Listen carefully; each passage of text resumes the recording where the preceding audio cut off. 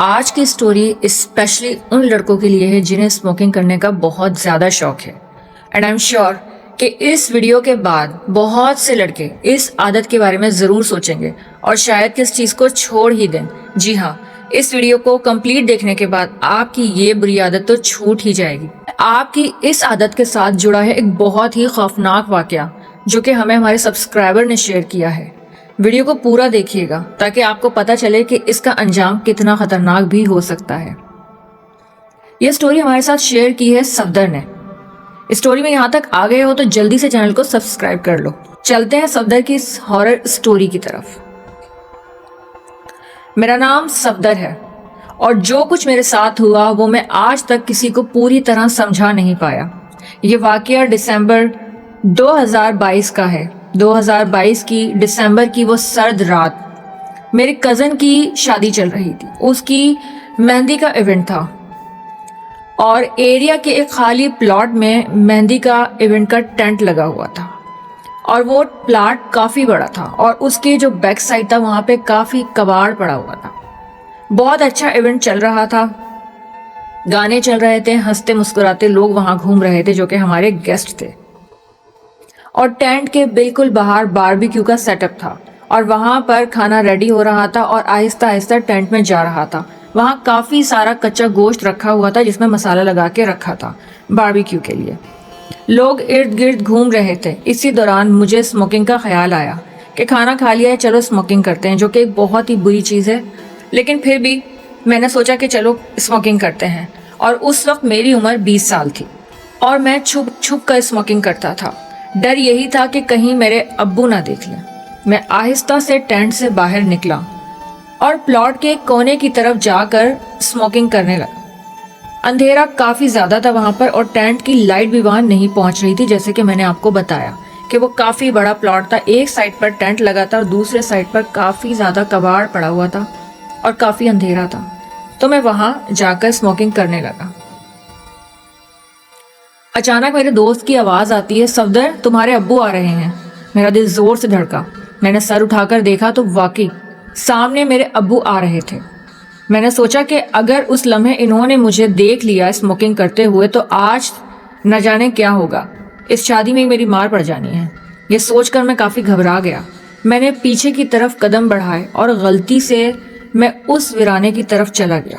وہاں بالکل کباڑ پڑا ہوا تھا۔ میں قدم بڑھا کر آگے چلتا گیا۔ وہاں روشنی بالکل بھی نہیں آ رہی تھی، صرف خاموشی تھی، اور وہاں پر ایک پرانا ٹوٹا پھوٹا پنجرا بنا ہوا تھا، لوہے کی سلاخیں، ٹوٹے دروازے اور اندر مکمل اندھیرا۔ مجھے لگا یہاں میں بالکل محفوظ ہوں اور ابو مجھے دیکھ نہیں پائیں گے۔ میں اس پنجرے کے اندر چلا گیا جہاں میں اپنے آپ کو سب سے زیادہ سیف سمجھ رہا تھا۔ اصل میں وہاں پر میں بہت زیادہ انسیف تھا اور میری زندگی کو بھی سب سے بڑا خطرہ اسی جگہ پر تھا جہاں پر میں خود کو بہت سیف سمجھ رہا تھا۔ شاید کہ یہ میری زندگی کی سب سے بڑی غلطی تھی۔ میں تقریباً 20 منٹ تک وہاں کھڑا رہا اور اسموکنگ کرتا رہا۔ سردی کافی زیادہ بڑھتی جا رہی تھی، لیکن عجیب بات یہ تھی کہ وہاں ایسا لگ رہا تھا جیسے ہوا ہی نہیں چل رہی۔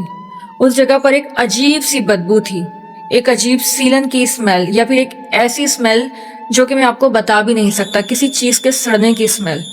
لیکن اس وقت ابو سے خود کو چھپانے کے لیے ایک وہی جگہ مجھے نظر آئی تھی اور میں وہاں چلا گیا۔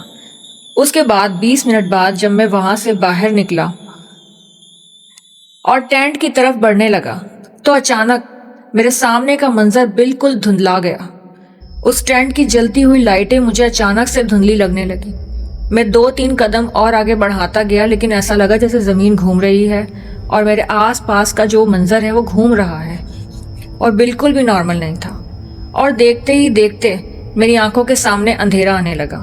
اس وقت رات کے 11 بج رہے تھے اور اندھیرا آ گیا، اور اس کے بعد کا جو منظر تھا وہ بالکل حیران ہوا۔ اس کے بعد جو میرے ساتھ ہوا، جب میری ایک آنکھ کھلی تو میں نے دیکھا کہ میں اپنے گھر میں تھا۔ میں اپنے گھر کے پلنگ پر لیٹا ہوا تھا۔ میرے سامنے میرے بڑے بھائی، میری بڑی بہن اور میرے ابو کھڑے تھے۔ ابو کے ہاتھ میں یاسین شریف تھی اور وہ مسلسل یاسین شریف تیز آواز میں پڑھ رہے تھے۔ سب کے چہرے پر خوف تھا اور سب سے خوفناک بات، میرے ہاتھ اور پاؤں رسیوں سے بندھے ہوئے تھے۔ میں یہ دیکھ کر گھبرا گیا۔ میں نے چلانا چاہا مگر آواز ٹھیک سے نکل بھی نہیں رہی تھی۔ میں نے امی کو آواز دی اور پوچھا کہ یہ کیا ہو رہا ہے میرے ساتھ۔ میرے ابو میرے سر پر پانی کے چھینٹے مار رہے تھے، میرے کپڑے پھٹے ہوئے تھے، میرے جسم پر اور گردن پر ناخنوں کے نشان تھے جیسے کسی نے مجھے زمین پر پکڑ کر گھسیٹا ہو۔ میں بار بار پوچھتا رہا کہ مجھے کیا ہوا ہے، لیکن کوئی بھی میری بات کا جواب نہیں دے رہا تھا۔ جب میں نے وقت دیکھا تو اس وقت رات کے 4 بج رہے تھے۔ ابو پوری رات میرے پاس بیٹھے رہے۔ اگلی صبح ابو نے جو بتایا اس نے تو میری روح کو ہلا کے رکھ دیا۔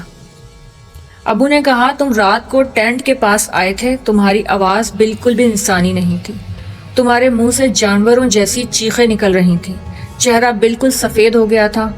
میں سن رہا تھا مگر یقین نہیں کر پا رہا تھا جو کچھ ابو مجھے بتا رہے تھے۔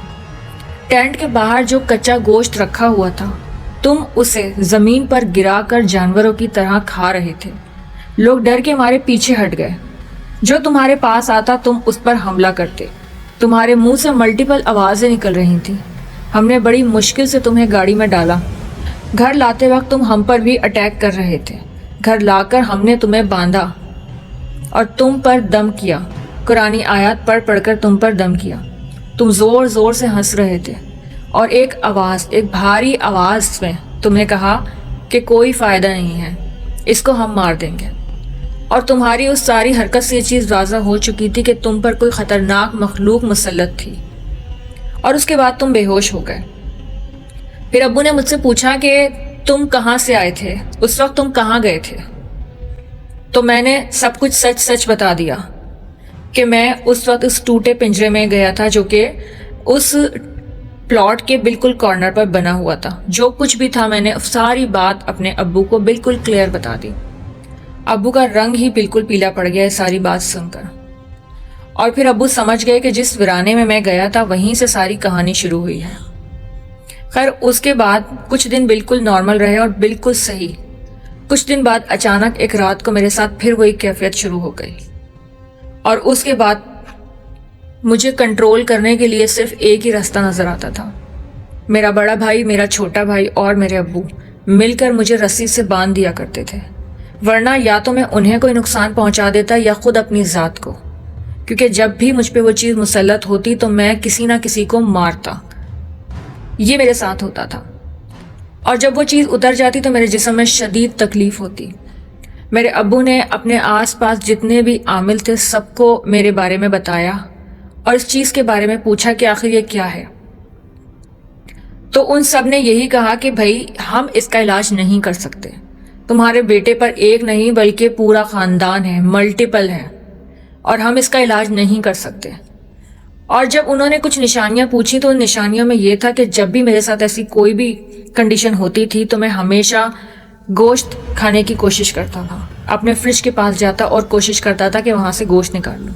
جب یہ والی نشانی جس بھی عامل کو بتاتے وہ فوراً ہی پیچھے ہٹ جاتا اور کہتا کہ اسے ہمارے پاس بھی مت لے کر آنا، آپ یہاں سے چلے جائیں۔ کوئی بھی میرا علاج کرنے کے لیے تیار نہیں تھا۔ میرے گھر والے ہار گئے تھے، تھک گئے تھے کہ آخر ہم کیا کریں، اور یہ کنٹینیوسلی میرے ساتھ ہوتا رہا کہ ہر 15 دن بعد یا ہر 20 دن بعد مجھ پر اچانک اٹیک ہوتا تھا اور ہمیشہ رات کو ہوتا تھا۔ اس کے بعد ایک رات پھر میرے ساتھ یہی سب کچھ ہوا، اور پھر میرے بڑے بھائی اور میرے ابو نے مجھے باندھ دیا اور میں زور زور سے ہنس رہا تھا۔ تو میرے ابو میرے پاس آ کر بیٹھ گئے اور زور زور سے رونے لگے، اور انہوں نے پوچھا کہ آخر تم کون ہو اور میرے بیٹے کو کیوں تنگ کرتے ہو، تم آخر چاہتے کیا ہو؟ تو اس بھاری سی آواز میں جواب آیا جو کہ میرے جسم سے ہی نکل رہا تھا۔ وہ آواز آئی کہ ہم اسے مارنا چاہتے ہیں، یہ ہماری ویرانی میں آیا تھا، یہ ہمارا گھر تھا، ہمارا پورا خاندان وہاں رہتا تھا، یہ نہیں جانتا تھا کہ یہ ہمارا گھر ہے، اب ہم اسے نہیں چھوڑیں گے۔ ابو نے ان کے آگے ہاتھ جوڑے اور ابو نے میرے پاؤں پکڑ لیے، یعنی کہ اس وقت جو مخلوق مجھ پہ مسلط تھی ابو نے اس کے پیر پکڑ لیے، اور ابو نے اسے روتے ہوئے کہا کہ اسے معاف کر دو، اس کو نہیں پتا تھا، یہ بچہ ہے، تم اسے معاف کر دو۔ میرے ابو روتے جا رہے تھے اور یہ بولتے جا رہے تھے۔ کچھ لمحوں بعد اچانک سب کچھ نارمل ہو گیا، میں بے ہوش ہو گیا۔ جب ہوش آیا تو میرا جسم ناقابل برداشت درد میں تھا، اتنی شدید تکلیف تھی کہ لگ رہا تھا جیسے میرے جسم کی ہڈیاں ٹوٹ گئی ہوں، اس قدر مجھے تکلیف تھی۔ لیکن اس کے بعد یہ کنڈیشن میرے ساتھ دوبارہ کبھی بھی نہیں ہوئی۔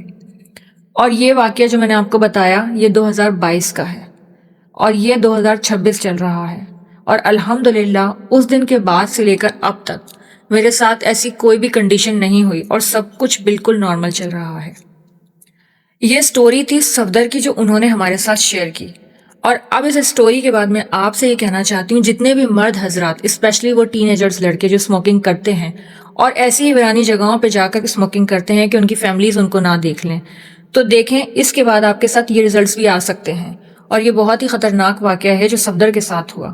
ایسا ایک اور واقعہ میری فیملی میں بھی ایک بندے کے ساتھ ہوا تھا جو میں پھر کسی اور ویڈیو میں آپ کے ساتھ ڈیٹیل میں شیئر کروں گی۔ یہ وہی ٹین ایجرز لڑکے ہیں جو فیملی کے ڈر سے ادھر ادھر جاتے ہیں اور اس کے بعد ان کے ساتھ اتنا بڑا حادثہ پیش آتا ہے۔ اور جتنے بھی لڑکے یہ بات سن رہے ہیں، ویڈیو دیکھ رہے ہیں، آئی ایم شیور کہ آپ کو کافی عقل آ گئی ہوگی اس ساری ویڈیو کو دیکھنے کے بعد۔ اپنی صحت کا بھی خیال رکھیں اور اپنی فیملی کا بھی خیال رکھیں، تو اپنا بھی خیال رکھیں اور اپنی فیملی کا بھی خیال رکھیں۔ ویڈیو پسند آئی ہو تو جلدی سے ویڈیو کو لائک کر دیں اور چینل کو سبسکرائب کر دیں۔ ملتے ہیں اگلی ویڈیو میں، جب تک کے لیے ہیر کو اجازت دیجیے، اللہ حافظ۔